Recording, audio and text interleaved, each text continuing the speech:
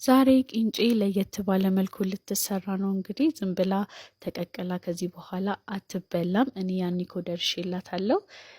መጀመሪያ ሽንኩርት እናደርጋለን። ከዛ ከዘይታችን ጋር በደንብ አድርገን እናበስለዋለን ሽንኩርቱን።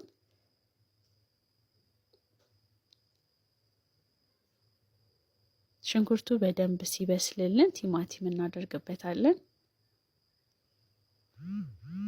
ከዛ ከቲማቲሙ ጋር በደንብ አድርገን እናበስለዋለን ሽንኩርቱን።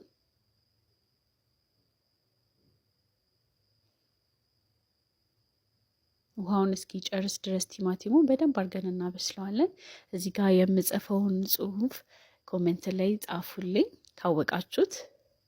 እና ደግሞ በዚህ አጋጣሚ ይህ ቪዲዮ ከደረሳችሁ ኮፒ ሊንክ እያደረጋችሁልኝ ሌላ ሰው ጋር እንዲደርስ እና ደግሞ አዳዲስ ነገሮችን እንዲደርሳችሁ ኮፒ ሊንክ፣ ላይክ፣ ፎሎ ብታደርጉኝ ደስ ይለኛል።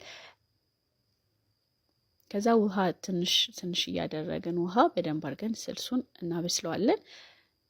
ከዛ ቅመማ ቅመሞችና ጨው መከለሻ አድርገን እናበስለዋለን። ከዛ የቀቀልነውን ቂንጬ እናዋህደዋለን ከስልሱ ጋር ማለት ነው።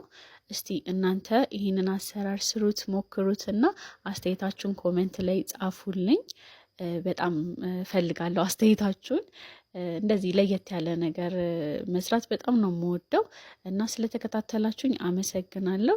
እርግጠኛ ነኝ ኖርማል ቂንጬ ከዚህ በኋላ አትበሉም። በጣም ነው የምወዳችሁ። ባይ